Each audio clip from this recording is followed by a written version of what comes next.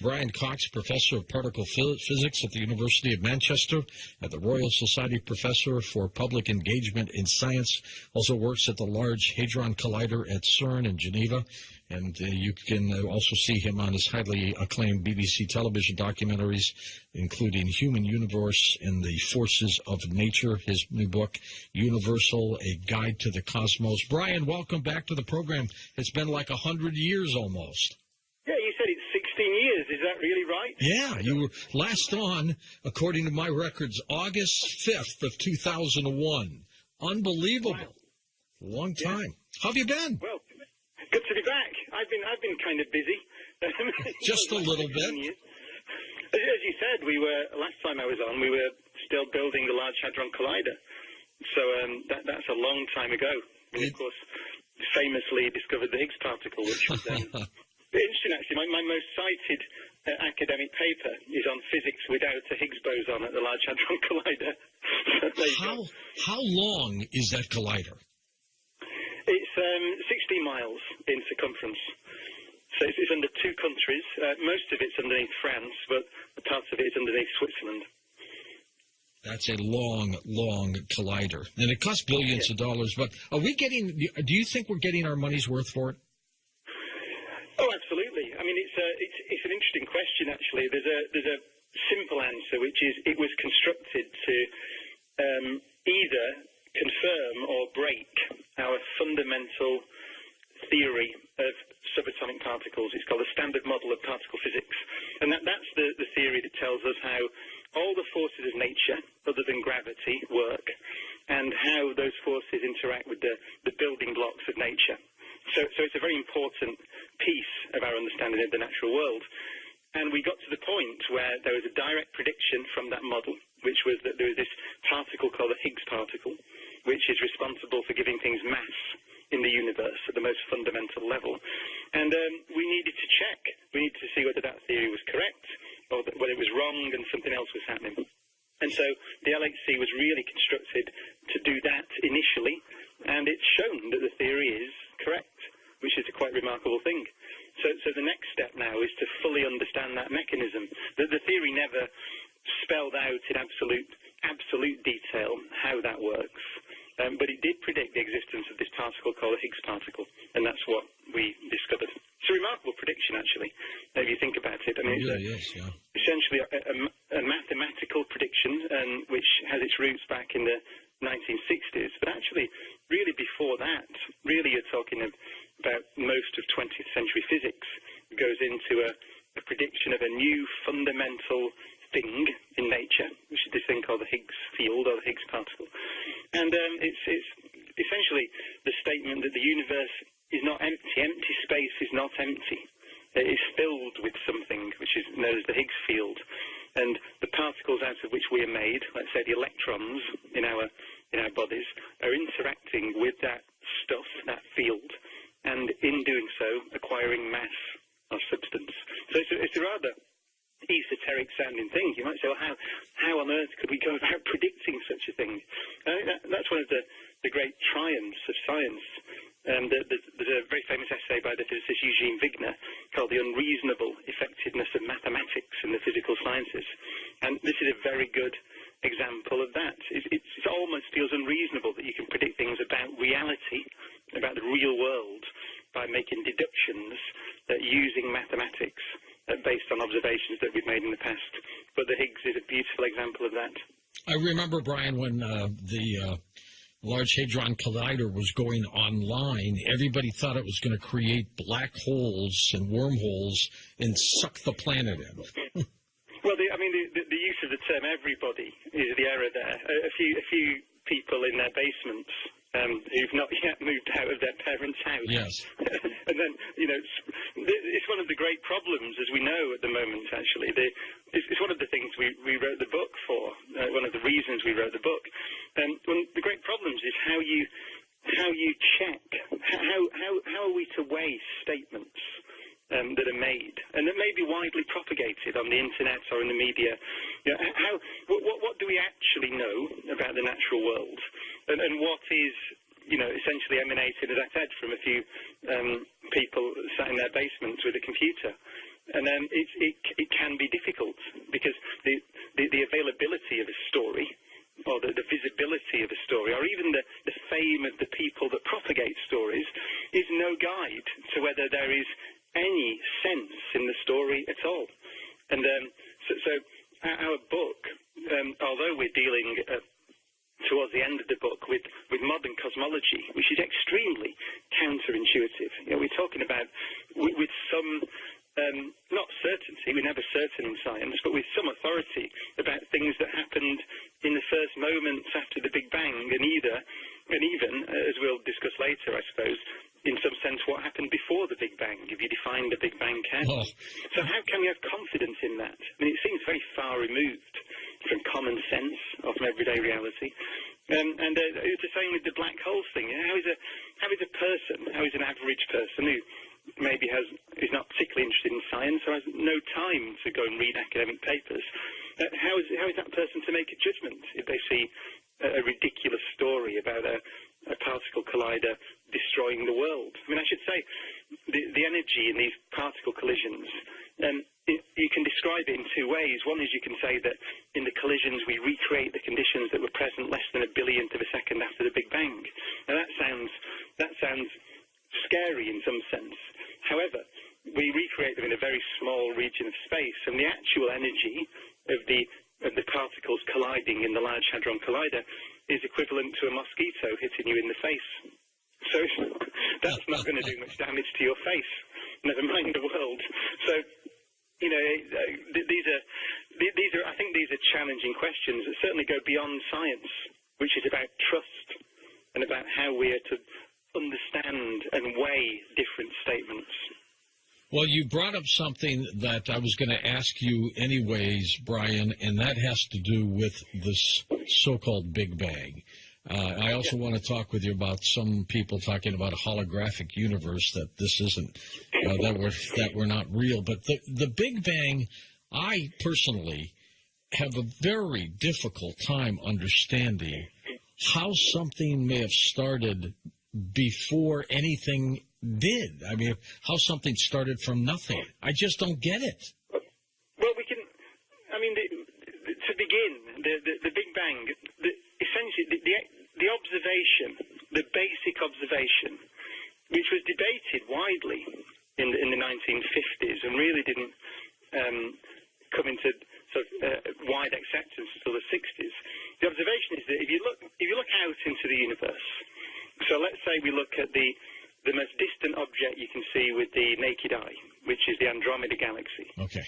So you can see that on a dark night. It's just over 2 million light years away, which means you're seeing it as it was 2 million years in the past, because the light has taken 2 million years to travel that distance to your eye. So you can see that. So as you look further out into the universe, you look further back in time. And the question was, back in the 1940s and 50s, has the universe always been the same? Or if you look sufficiently far away, so you look sufficiently far back in time, does it look different? Has it changed over that time? And what we find is that, yes, it was different. About 13.8 billion years ago or so, it was extremely hot and extremely dense. And so there were no galaxies and no stars. There was just a boiling hot plasma of matter, which is almost like the interior of a star. You could almost think of it like that. So the whole universe was like that. And that's the basic observation. So it's something you can see. And I mentioned the 1960s. In the 1960s, the glow of that hot plasma was seen for the first time. It's got a name. It's called the cosmic microwave background radiation. But the Nobel Prize was given to American engineers and physicists, actually, Penzias and Wilson, for detecting that. So that's the basic observation. So once upon a time, the universe was not like this, with stars and galaxies. It was very hot and very dense. And that's essentially, initially, what we refer to as the Big Bang. And we can measure the time back to that. How did it start, though, Brian? Well, so then you start asking questions about how did it get hot and dense? We know when it was hot and dense, and we know that it was. So how did it get there? And the answer is that we don't know. The honest answer at the moment. The theory when you make an observation in science, then the other side of the coin, as it were, is a model, a theoretical model that allows you to interpret what you see and try to make sense of it. And that model is Einstein's theory of general relativity, Einstein's theory of gravity, which is 101 years old, actually, this year. So that model breaks down when you go to sufficiently high temperatures. So it doesn't work properly. We need a better theory, and we don't have one at the moment. So that the proper answer is that we don't know what happened at the start. However, we do have some ideas, and one of the ideas is one of the key points in our book, actually, Universal, which is a theory called inflation. And it's quite simple to state, actually. So the idea is, before the universe was hot and dense, it was still there, but it was doing something else. It was in a different state, if you like. And the idea is that it was expanding extremely rapidly, and that's why it's called inflation. And the basic model is that that comes to an end, and in doing so, all the energy that was driving that very fast expansion gets dumped into space, it heats it up, it makes particles, and that's what we now call that the hot Big Bang, to differentiate it from the Big Bang, which you might say is the origin of everything, and about which we know very little. So then the interesting question becomes, well, how long was the universe doing that other thing, that inflation? Exactly. And we don't know. We don't have a measurement. We have a minimum time, which is a tiny fraction of a second, actually. But we really don't know. That's the edge of our understanding and the edge of our observation. I should say just very briefly that we have good evidence, which we describe in the book, that theory of inflation is not crazy. We have observational evidence that it may well be on the right track. And one of the key, most beautiful predictions is the theory predicts how the galaxies should be distributed through the universe. So we can see that. We've made measurements. We can map the positions of galaxies, hundreds of millions of them, which we've done with a big project called the Sloan Digital Sky Survey. And when you look at that, you find that there's a bit of a pattern in the galaxies. It's not completely random. And that pattern was a prediction before the measurement was made from the theory of inflation that says that before the hot Big Bang, the universe was still in existence. So I think it's one of the most remarkable predictions in modern science. And in the book, we describe how that prediction was made, and try also to say, well, but how much confidence should you have in it? I mean, it predicts some things you can measure, like you can measure the distribution of galaxies. You can see them. And so, but that's, I think, the key thing. There's two strands to the book. One is, as I say, to describe these remarkable things that we're saying about the universe, the understanding we have of the way the universe looks today, how it got to be this way. But also, always bearing in mind that we're not trying to say to the reader, you have to take this on our word. Right? That science is the antithesis of that. So it's not that scientists are priests passing down knowledge to the people below who gratefully accept it and believe it. So science is a process by which you try to understand nature. And we always, even though we get so esoteric at the end of the book, we're always trying to say, and this is why we may say this, and this is the amount of doubt you might have in these statements. Do we bring in the God factor at all, Brian? As a scientist, do you even consider that? No, I don't personally, and this is a personal thing. I don't think it's productive or useful to say, well, no scientist believes in God, or anything. That's demonstrably not true, actually. Some do. And I honestly, personally, don't think about it very much. I was brought up in a very loosely Church of England background, so really, didn't really go to church very much or any of those things. So it never really crossed my mind, and it still doesn't. I'm perfectly comfortable with people who have faith, and I'm perfectly comfortable with people who don't. I don't think about it. I have a good friend, actually, who's the dean of a cathedral in Britain. So he's kind of, quite a religious man. And we go out for dinner, and we talk about physics and talk about science and talk about theology as well. But it tends to me, I tend to be quite interested in a historical sense in the different religions as ways of reacting to the world that we see.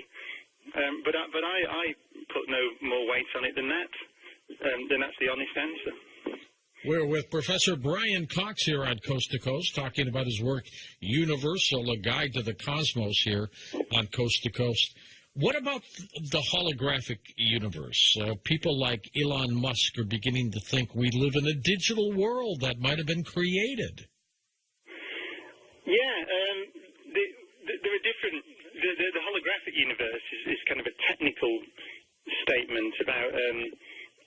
different mathematical models and their correspondence with each other. But what you refer to with Elon Musk is the idea that we might live in a computer simulation, which is actually, it's worth exploring that. It's kind of in some ways, an in-principle argument. So we already, as a civilization, we've had computers for less than 100 years, significantly less actually, let's say 50 years really. And in that time, we've been able to build simulations of the universe. Now they are extremely coarse, but they're what I referred to earlier, actually.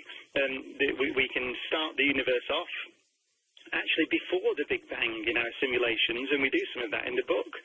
And we can carry it through to the formation of galaxies, and we can see galaxies form, and we can see structures in the way the clusters of galaxies are formed. So that's a simulation of the universe. Now, can you imagine that if you give us another 1,000 years, or 10,000 years, or 1 million years of technological development, can you imagine simulations of such fidelity that you could simulate essentially conscious beings in those simulations? Now, if you think that consciousness, and we have no reason to think otherwise, if you think consciousness is a property of nature, it's a process that in principle you could simulate.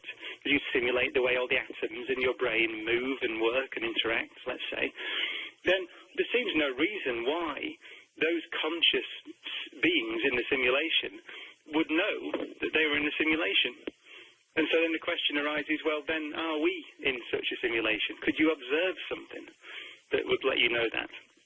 And as you say, there are some rather speculative suggestions that nature might look like that it might at some level be digitized. You know, it might be that there are basic units of information in the universe. And that I should emphasize, this is all extremely speculative, but the nice thing about these ideas is that, and it teaches you again about how to do science, which is why I quite like them, is that you have to say, well, if you object to it, why do you object? Is it just some visceral objection? Is it, I'm not a simulation? Is that all you're saying? Or are you unpicking it, saying, well, what reason could we have for refuting this idea? And it is very hard to refute the idea that we could be essentially things in a computer program. And so I emphasize to your listeners, I'm not saying that that's the case.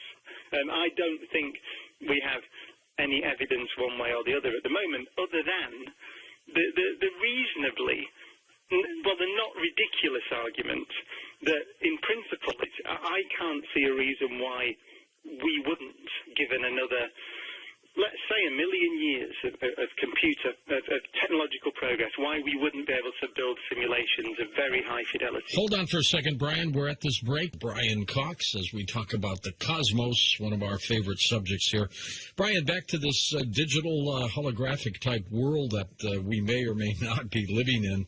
The concepts are just amazing, just by being able to concentrate on just so many possibilities.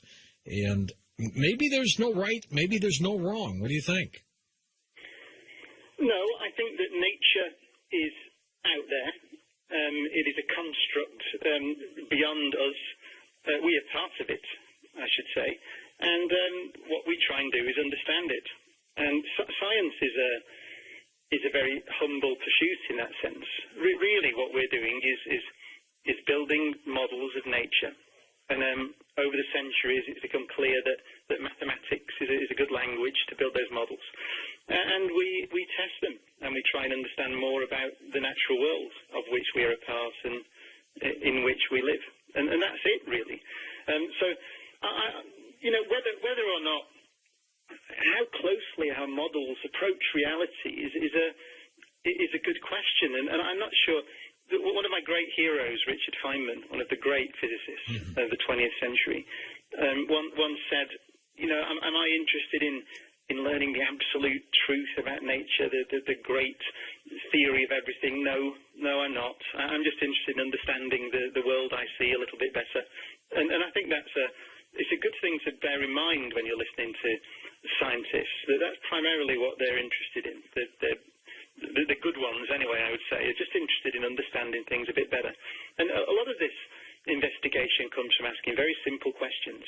I'm just starting a tour, actually, a sort of speaking tour, which I hope to bring to the US at some point. Oh, great. When you do, look us up, would you? Please. Yeah, I certainly will. I mean, I've been in Australia, and I'm going to be in the UK again next month, and Europe.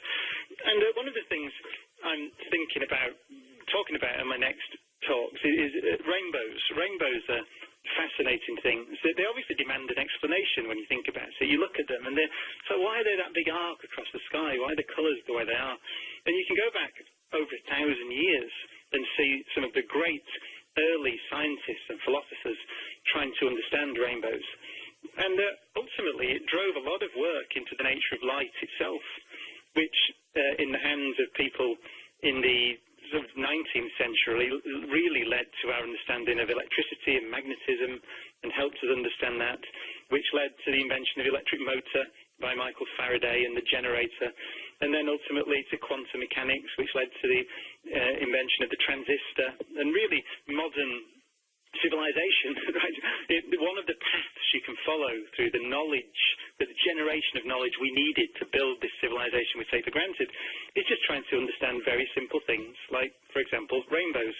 And this is a key point about science. It's not all, or even mostly, actually, about philosophy and about grand questions. Most of it turns out to be about understanding nature, which then turns out to be useful, not surprisingly, because we live in nature. So the idea that we can understand it and begin to manipulate manipulate nature, essentially, which is what electricity is, and this is how we're talking now, and that turns out to be useful. It's enhanced our way of life immeasurably. So I think this is important. I think that science is often portrayed, I think, as, I mean, you asked a question earlier about science and religion, about science and philosophy. It does touch on those things, but really it is very simple and rather humble, which is about understanding the world that we see, which I would argue very strongly, in my view, is out there. You read people who have other opinions and think that consciousness is some magical thing. I don't think that. I think that everything we know tells us that there's a physical reality out there of which we are a part, and understanding it is a good idea. Brian, before we get into the possibility of the multiverse theory, I want to get back to this Big Bang again. And if you kind of paint us a visual picture, in your opinion, even though, we all say we don't know, of what things looked like prior to what they called the Big Bang. Now, I know that's a lot of speculation, but what do you think was out there first? Well, so as I mentioned earlier, the theory which I think is the most attractive at the moment, and the one we detail in the book, and it leads to multiverses, actually, in a sense, is this theory of inflation. So the idea is that space and time, so space-time, as Einstein described it, which you can almost picture as the fabric of the universe, was there, and it was stretching extremely quickly. And so you have a universe without structure, just with essentially space and time are there, and the whole thing is stretching extremely fast. And quite naturally, in these models of how that might happen, and we have models of how that might happen, the thing draws to a close. So what you're picturing before the Big Bang is really a cold and empty universe that's stretching very fast. And that that rate of stretch falls off, and eventually sort of almost catastrophically stops, if I could use that word. So it stops very rapidly and heats up, and you get an extremely hot, densely populated universe, ultimately made of the subatomic particles that are going to make everything that we can see in the sky and indeed ourselves. So that transition through from the very rapidly expanding empty universe into a very slowly expanding, dense and hot universe is what we picture as the hot Big Bang, which we used to call the origin of everything. But now, as I say, we're not so sure, because there seems to be this pre-existing phase, which we call inflation. Now, if I may, to go on to your next question, how does that lead into these multiverse ideas? Well, the idea is quite simple. The idea is that this rapid expansion, this inflationary expansion, doesn't all stop at once. It stops in patches. So you get patches of this pre-existing, rapidly expanding universe that kind of decay away, if you like, that stop expanding and get hot and then produce a Big Bang. The rest of it carries on, and then another patch will stop, another patch will stop, another patch will stop. And so these theories, in a sense, naturally lead to the idea that there are multiple hot Big Bangs, essentially an infinite number of them, that are happening now and have been happening for a very long time, possibly forever, although there are arguments about that. We don't know really if these theories are right, how long that process has been going on for. But essentially, you can imagine each one of these little patches that stops inflating and gets hot and makes a little Big Bang as the origin of a little bubble universe. And so then our universe becomes one of those bubbles. And so you get effectively an infinite, it's called the inflationary multiverse. So these are real places. These are places in space-time, little bubbles that are not inflating. And that's the exception rather than the rule. So these little bubbles, inside one of which we sit, are just the kind of afterthoughts in this inflationary multiverse, in a sense. So that's now this theory. One of the things it does is it allows for the laws of nature that we see to be different in each one of these bubbles. So one of the great questions, which goes back to a question you asked earlier about one of the ways you start becoming theological or philosophical, is it's true that we look out on a universe that appears made for us. It appears beautifully tuned for life to exist, and indeed, in a sense, it is. The laws of nature appear to have to be quite delicately balanced in order, for example, for carbon to be produced in stars. Now, a caveat is we don't know whether that statement is true. We don't know whether the laws that we see today are the only way they could be.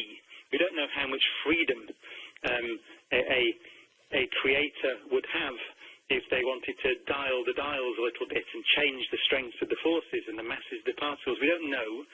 But it certainly looks as if we're fortunate, in a sense, that we live in this beautifully balanced universe. The answer to that in the multiverse is that all possibilities exist. So it's like tossing a coin, and if you toss a coin enough, you will, at some point, you'll get 1,000 heads, and you'll think, wow, I got 1,000 heads. Yep. There's something strange about this coin. There isn't. It's just that you toss the coin, billions and billions and billions of times, and ultimately there's a probability you'll get your fortunate sequence of heads. And that, in the multiverse, that's one explanation in these multiverse theories for why our universe looks the way it does. It's because all universes exist. Is it frustrating, Brian, to a scientist, because we really, as we go back to that beginning, don't know the real answer? Does it get to be frustrating? I'd go crazy trying to get the answer. I mean, and some scientists have been very upset, if that's the right word, about it. I mean, I should say again, I mean, we're only in the business of understanding nature as she is, right? So you shouldn't be upset if nature turns out not to be the way that you kind of want it to be. Right. However, that some scientists are upset because it was always a great goal of physics, and it may still be, to say we understand why the universe is the way it is. It's a theory of everything that predicts everything, perhaps from one number that you have to put in by hand, and then you get a prediction for everything. Everything follows logically. So maybe the universe we see, this universe in which we live, is the only way the universe could be. And that was kind of something that I think a lot of physicists sort of dreamt about. Wouldn't that be wonderful? It may still be the case, but within this rather larger framework of the fact that there are many universes that are all different. It's the same as saying, there's a good analogy in biology, actually. It's like perhaps physicists are being overly optimistic here. It's like saying in biology, I understand DNA. So I understand the structure of DNA, and there are 4 bases, A, D, C, and T, and I understand all that stuff. A, D, G, and T. Oh, no, C, that's right, my biology is rusty. So I understand the genetic code, and therefore I'll predict a human.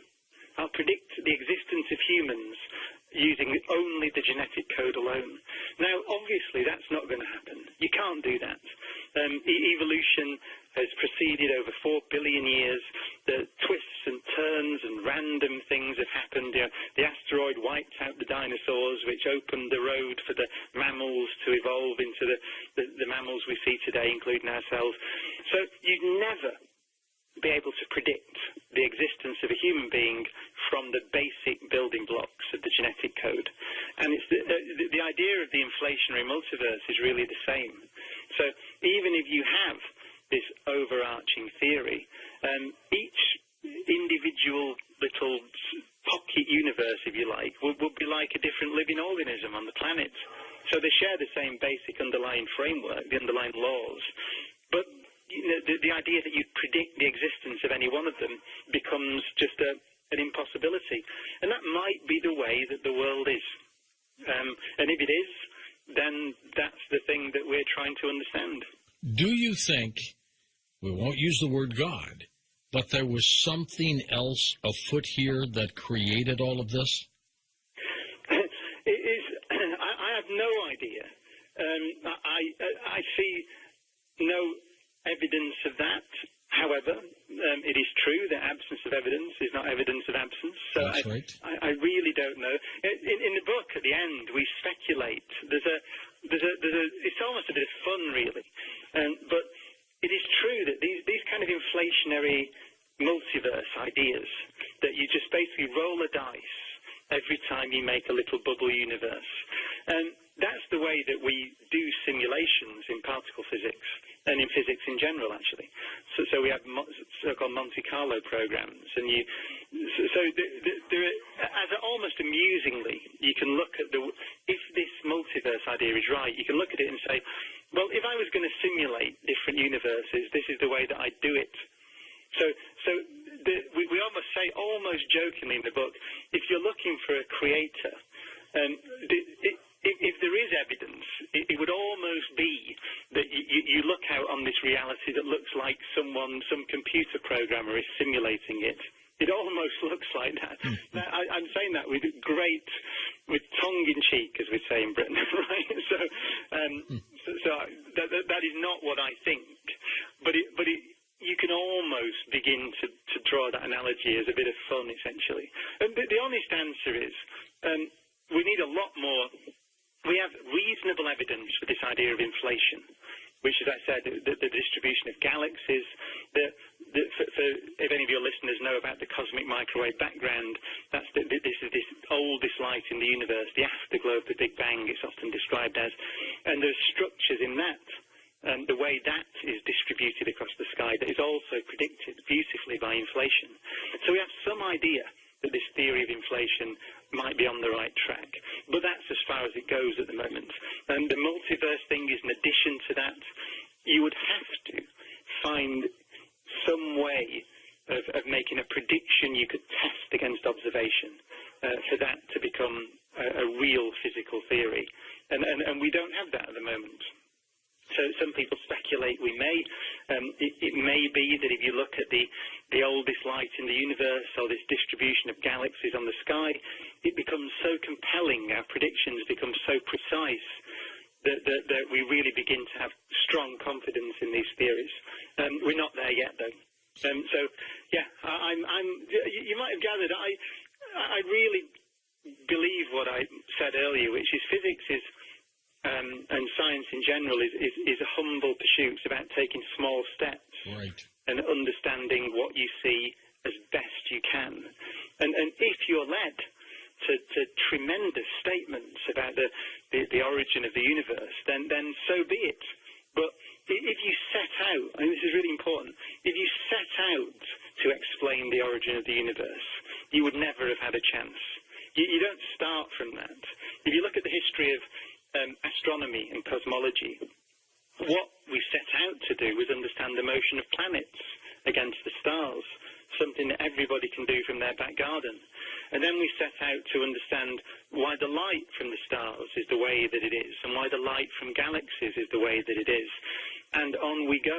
And we end up with this understanding our universe is expanding, which suggests that it must have been smaller in the past.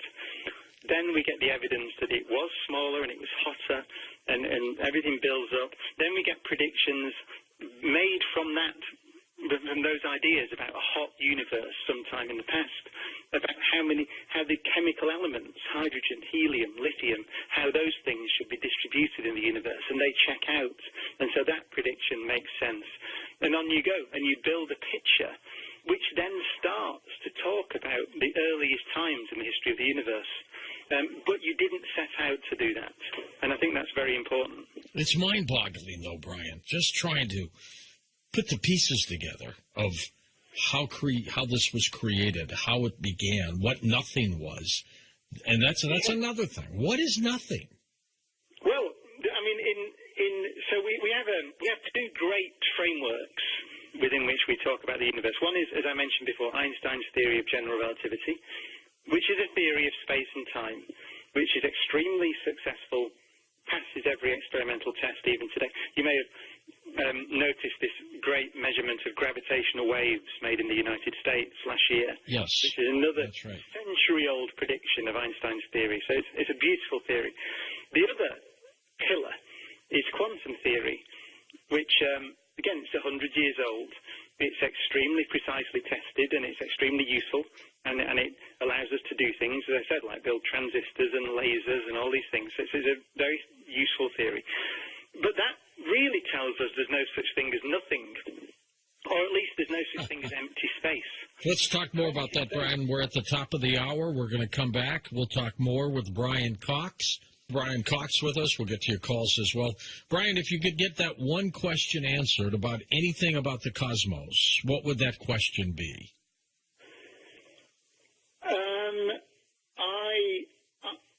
Realistically, I would like to know whether this theory of inflation is correct or is on the right track. I think, as I mentioned, at my at the moment, my feeling is that it is on the right track, but it would be a remarkable thing. So that I think. I mean, there's another. I mean, even more realistically, perhaps, and nothing to do with physics at all, really. I'd like to know what the life. I want to know about life in the cosmos. I want to know whether there are living things in the solar system beyond Earth. I mean, you may have seen the story from NASA a couple of days ago about this little moon of Saturn called Enceladus. Yes. Where it seems, this is only about 300 miles across, tiny little place, but it seems like there are the conditions present below the surface that were present on Earth 4 billion years ago, when life on Earth began. So the question of whether life has begun and exists today on that little moon, and perhaps on some of the moons of Jupiter, like Europa, where again we have pretty good evidence that there are the conditions that we think may have led to the origin of life on Earth are present on that moon today. I'd like to know whether life has begun out there in the solar system and beyond. I think it's probably teeming with life. I think this primordial soup is the same all over the universe, and so it's just a matter of the right complexity and mixture of, the planet close to its star with water, and I think it jumpstarts. Yeah, I would agree with that. That's my feeling. And so now we know that those conditions are present in our solar system beyond the Earth, then it makes absolute sense to go and look, which I think NASA are planning to do, and rightly so. Some people believe we've been visited already here by extraterrestrials who have been able to manifest a system of propulsion far unlike what we have now, and they're able to bend space and time to get here. What do you think of that? Well, I mean, it wouldn't surprise me. However, I don't think there's any evidence that we've been visited. And actually, that has a name. It's called the Fermi paradox, after the physicist Enrico Fermi, who pointed out that let's accept the fact that there isn't any evidence. I mean, I'm well aware that some people think like there is, and all that kind of stuff, but let's just assume that there isn't any evidence, and so we haven't been visited, which is what I think. Then the question immediately arises, why? Because, as you rightly say, that there seems to be a sense of inevitability about the origin of life. Now, that's that's only based on the fact that it began pretty much as soon as it could on the Earth, and we see other places out there, even in the solar system, where those conditions are present, as I mentioned earlier. So you might think life begins, given the right conditions. We've recently discovered thousands of planets around distant stars in the Milky Way galaxy alone, some of which are in the right distance from the star to be habitable, have liquid water on the surface, etc. So there are plenty of room, and there's been plenty of time for life to emerge and then to evolve into the sort of complexity we see on the Earth. So you might expect there to be civilizations out there in the Milky Way, but we've not detected radio transmissions. We have no physical evidence that they're there. We've made no observation that suggests that there are other civilizations out there. So that's why it's called a paradox. So I don't know the answer to that. It could be, and it's interesting, if you speak to biologists, they tend to have a different view to astronomers. Astronomers say what I just said, loads of places, loads of planets, billions of them, billions of years, surely the universe should be teeming with life. However, if you look at the history of life on Earth, it took 4 billion years to go from the first life to a civilization. Now, that's a long time. That's a third of the age of the universe. So could it be that whilst microbes, let's say simple life, single-celled life may be common, complex multicellular organisms, never mind intelligent organisms, may be extremely rare? And I think that's worth considering. I think this is, Carl Sagan used to say that astronomy is a humbling and character-building experience. What cosmology and astronomy are not just esoteric, they focus our attention back on ourselves. So let's imagine, I just heard one of your adverts there talking about North Korea and the situation out there. Geopolitics is complicated at the moment. Imagine if it's true that we become increasingly convinced that civilizations are rare in our galaxy, let alone across the universe. Then does that mean, what does that inform our behavior? It certainly should do. It may be that the intelligence is like us, that can look out into the universe and give it meaning in a very real sense. It could be those things are extremely rare and therefore valuable. Would that realization bring us together? Would it mean that we are less cavalier about our own survival? Would it mean that we think twice about pointing missiles at each other? I think quite possibly yes, when you consider it for a moment. Consider for a moment that these places like ours may be very sparsely distributed across the universe. Then it would be idiotic for us to wipe out the fruits of, very unlikely fruits of 4 billion years of evolution because someone with an idiotic haircut in North Korea decides to, I'm not going to say it on air. No, but you're right, but we were talking about that around, whatever you So I think this is where Sagan was great, because Sagan always emphasized that this thing we're talking about, science, it's not divorced from our behavior. It's not one sort of small component of what we do. It can inform us. It has things to say, this process of discovery about how we should behave. And that's very And there's no question that we are living in a universe of very strange times, Brian. I mean, such a hateful planet where they kill and maim. I mean, I don't get why there's so much hate. There's greed, obviously, and that probably is one of the big reasons for it. But it just boggles my mind. You too, I'm sure. Well, I can say actually that I just made a program for the BBC. It's not finished yet, but it's on space travel, commercial space flight. And I spoke to a great author I've respected for many decades, actually, called Robert Zubrin, who's written some great books on the case for space flight. Yeah, and he's been on the show a lot with us. I think he's great. Well, he will have said then that our the ideas that we have as a society have consequences. He says it very eloquently. And one of those ideas that he thinks is one of the worst ideas is that we have access to finite resources, and so we have to compete for the resources here on this planet. It is not true. There are effectively an infinite amount of resources out there for us. In the asteroids, on Mars, there's an infinite amount of real estate and an infinite amount of resources waiting, and we have the technology to go there. Now, whether or not we choose to, we don't have to at the moment, and whether or not we choose to is a different matter, but just the idea that we don't have to compete amongst ourselves as a human race, if we want to and we put our energies in the right direction, then there's plenty for everybody, there's plenty to go around, is a very important idea.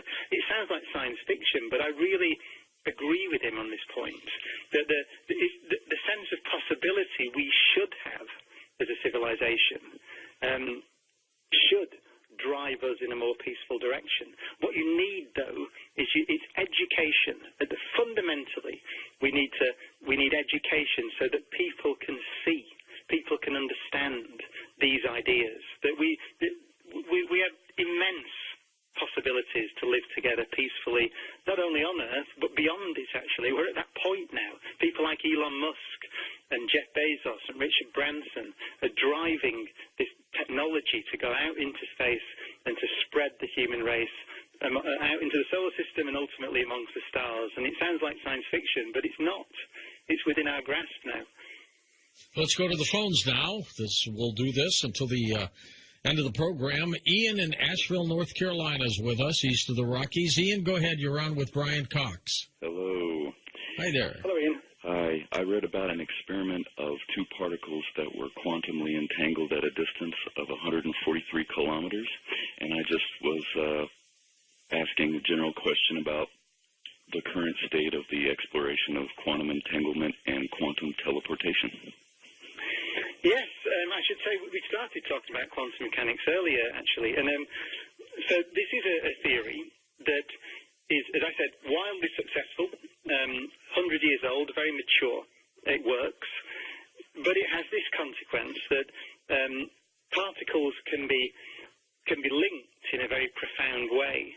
So as Ian said, you can have particles that are separated by hundreds of kilometers, but they're linked in a sense that if you make a measurement on one, then the other one will, I don't know, the word respond is wrong, but they're entangled together, so they're to be seen as one system.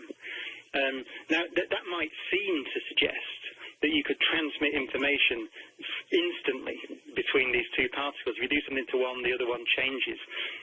Quantum theory, in a very subtle way, doesn't allow you to do that. But yet, it still says that these particles are linked and respond. If you do something to one, the other one responds instantly, but in a way that doesn't allow you to transmit information. I should say, if you could transmit information that way, you could build a time machine. So, and That's right. The universe appears not to be built in such a way. However, as you rightly say, this is technology now. So what it does allow you to do is build very highly secure encryption technologies.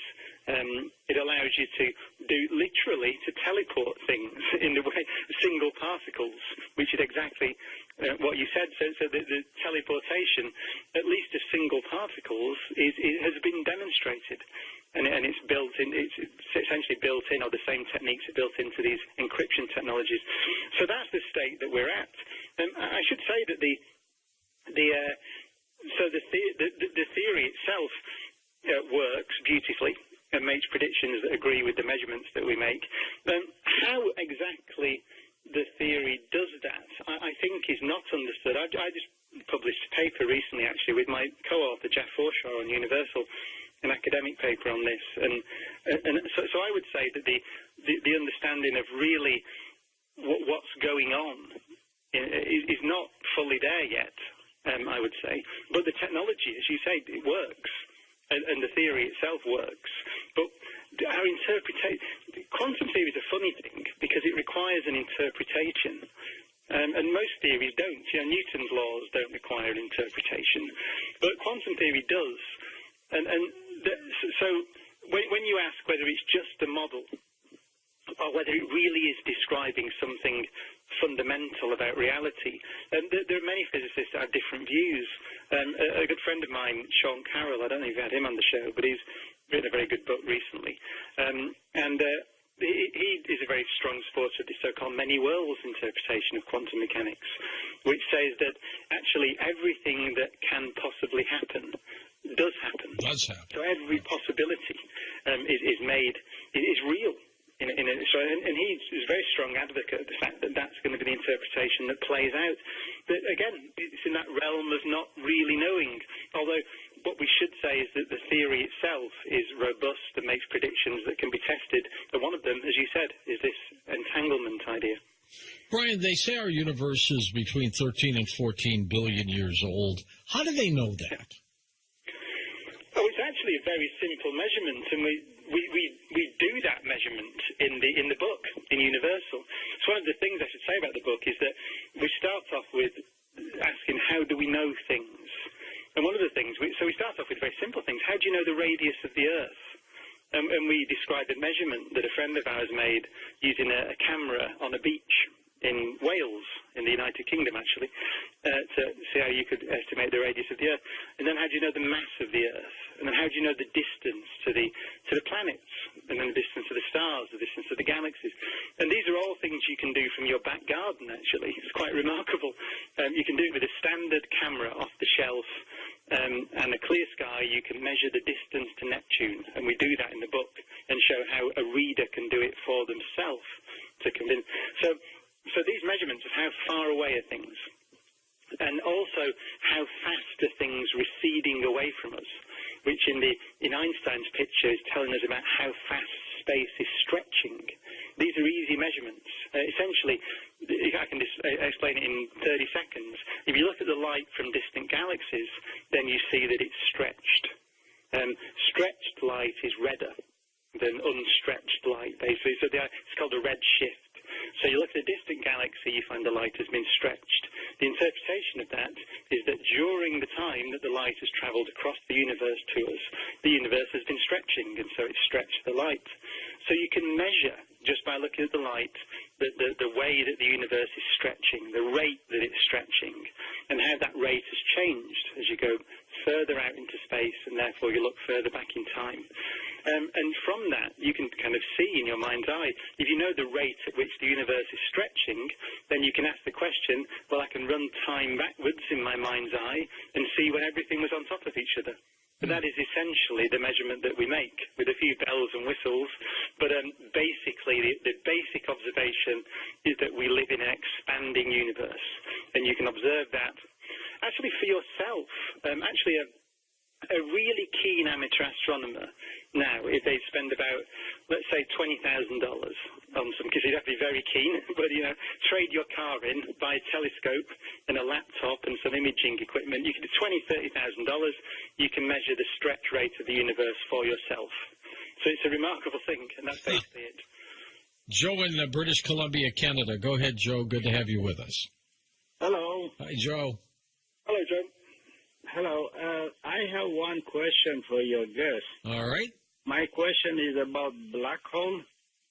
Okay. Did the astrophysicists or the scientists like you have already or found out that it was not the Big Bang created of a physical universe? It was actually black hole, rotation of the black hole, and it created the physical universe. What do you think of that, Brian? Well, no, that's not the standard interpretation of the data. However, you may be referring to some speculative theories. There's a physicist, Lee Smolin, who's a very excellent physicist, who writes, I think he's written about ideas that maybe there's some process through which black holes, it's almost like a Darwinian process by which black holes seed the creation of new universes. I'm not very familiar with it, and it's not the standard interpretation. There's a difference here. Black holes, as we understand them, in our universe, the ones that, for example, the one we see at the centre of the Milky Way galaxy, which is about 3 million times the mass of the Sun from memory. And we measure that by seeing how stars very close to it orbit around it. And it's the same procedure that we measure the mass of our own star by looking at the way that the planets orbit around it. So those things we think are physical structures that have a lifetime, actually. So they evaporate back into the universe again, if Stephen Hawking is right. Perhaps Stephen Hawking's, one of his great contributions to science is a process called Hawking radiation. Brian, we were talking about black holes potentially spitting out other universes, and you were commenting on that. Yeah, I was just going to, as I was saying, that's not the most widely accepted interpretation. But I was just mentioning that one of the things Stephen Hawking is very famous for is a process called Hawking radiation, which is essentially the way that we understand that black holes have a temperature and radiate, and therefore over time evaporate back into the universe again. So our current best understanding of black holes is they're a temporary structure. Now, by temporary, we're talking many times the age of the universe, actually one with 100 noughts after 8 years. If you think that the universe today is really only about one with 9 noughts after 8 years old, then well,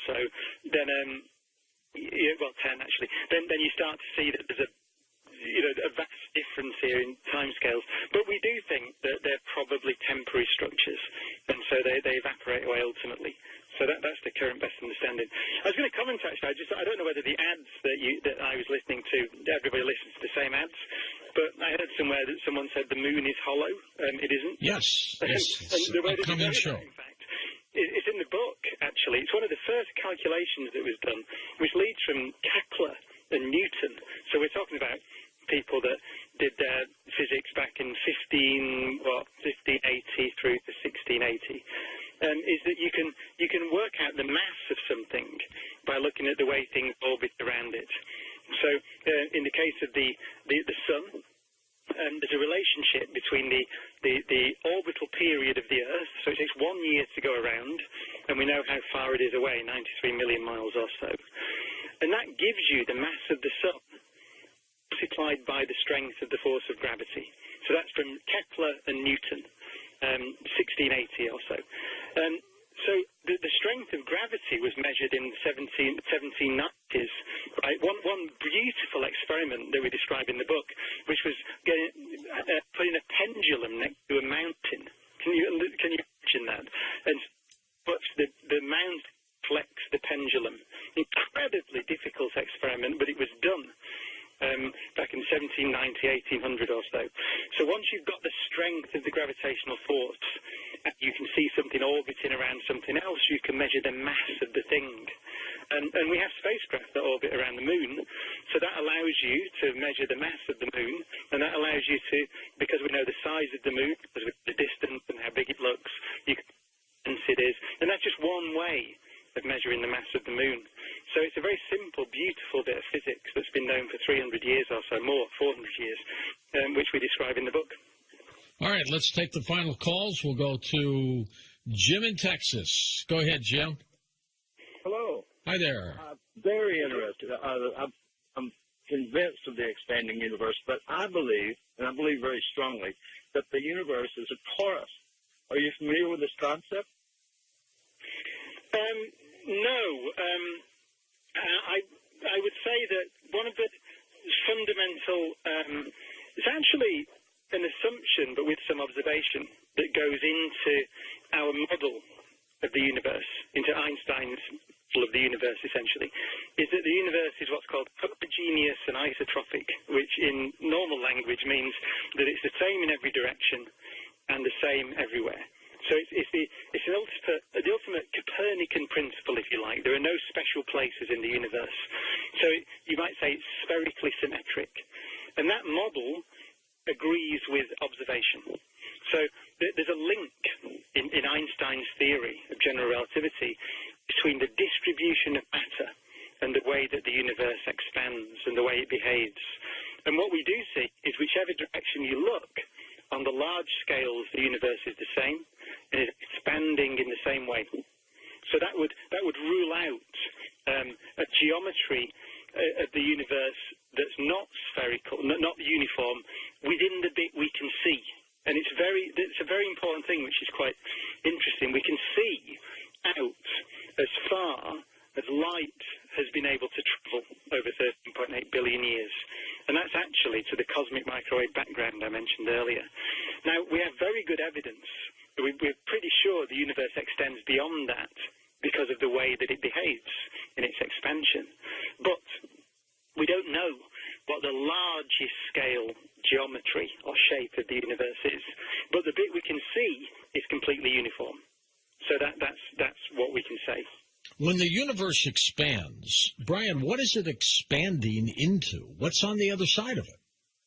Well, Einstein's theory only tells us about the rate at which the fabric of the universe stretches. So really, strictly, what our theory is of pre-existing space-time, so the pre-existing fabric, if you like, and the theory tells us how that stretches or shrinks in response to the stuff that's in it. And that's it. That's what we have. So we don't have a theory about the origin of that fabric, of the origin of space and time, as I said earlier. But what we do have is a very good theory about how it changes, given that it's already there, in response to the stuff that's in it.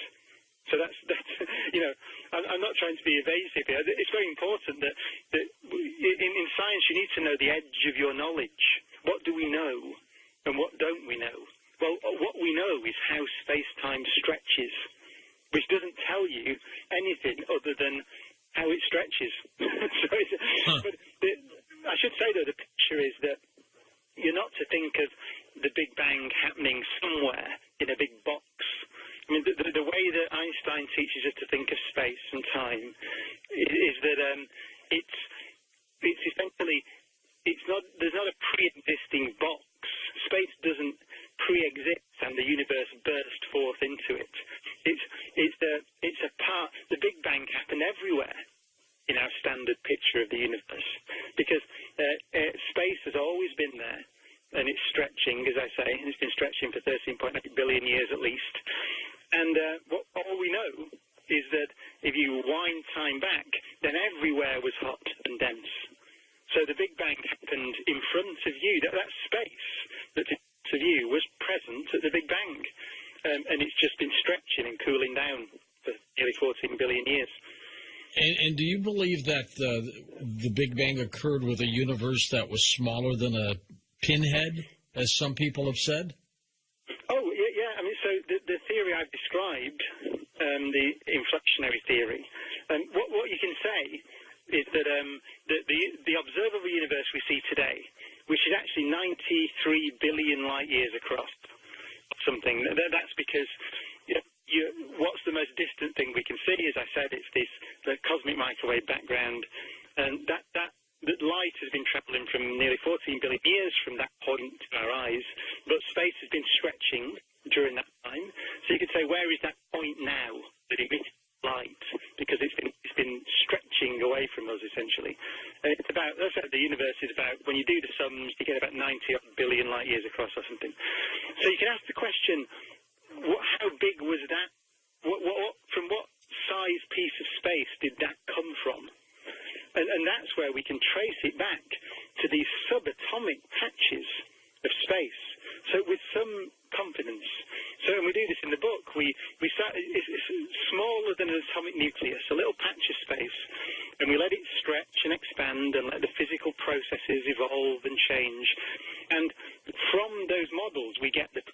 for example, about the distribution of galaxies in the sky that I said earlier. So yes, we have a reasonable. We can speak with reasonable confidence about a time when the observable universe was in a space smaller than the nucleus of an atom. Not infinitely small, though. But we don't know. Our physics stops at some point. But I think it's a remarkable thing that we can follow the evolution of our universe from when the bit we can see was smaller than the nucleus of an atom and make sensible predictions that we can verify by observation. Joe in the Bronx, welcome to the program. Joseph, go ahead. Hey, George, how are you? Good, Joey. Brian Cox, I wanted to ask you, since you were speaking about measurements earlier, namely time and light, can these be altered or manipulated? And also, do you believe that the speed of light is always constant? I also have a follow-up question on your mention of rainbows. Is a rainbow created through some sort of a prism in our atmosphere? Oh yeah, well I'll take that one first. The rainbow is created by water droplets, and essentially the sunlight hits water droplets, and because the water droplets are really spherical, then there's a preferred angle at which light goes into the water droplets, reflects off the back face of the droplets and comes back out again to your eye. And there's an angle of about 42 degrees around which most of the light comes out. And that's really because the water droplets are spherical and the sunlight is hitting the water droplets. And that's what makes the arc of the rainbow, which is always at an angle of 42 degrees, to a line between the sun and your head. So rainbows, you might notice, are always centered on you. And that's this optical effect. So that's how a rainbow works, which is a very beautiful thing. As I said, it goes back 1,000 years, the understanding of the rainbow, or the beginnings. The first question, so in Einstein's theory, the speed of light is a constant upon which everyone agrees. So it's a property of nature, a universal property, and everybody agrees on it, no matter how they're moving relative to the source of the light. So it's what's called a Lorentz invariant quantity in fancy language. So that's part of the theory, that it's an invariant. It doesn't change with time, or it doesn't change for different observers. The consequences of that are things like E equals mc squared. There are predictions, very precise predictions, which follow. The workings of the GPS satellite navigation system require this as well. So the correct thing to say is that in Einstein's theory it is a constant. It also actually occurs as a constant in Maxwell's equations, which describe electricity and magnetism, and electromagnetic waves, radio waves, all that stuff. So as far as we can tell, it doesn't change with time or with the perspective of different observers. And the predictions which follow from that have been verified. So that's the standard understanding of the speed of light. Thanks, Joe. Appreciate your call. John in Dayton, Ohio now. Go ahead, John. Thank you for calling. Hey, George. Hey, Brian. Appreciate the call. Hello, John. I just had a question about evolution. I haven't been able to ask an actual scientist about this, but it's something that's baffled me. It may have others. That is, when an organism before it actually had ears or eyes, how did the process of evolution know that, sound waves and light waves existed?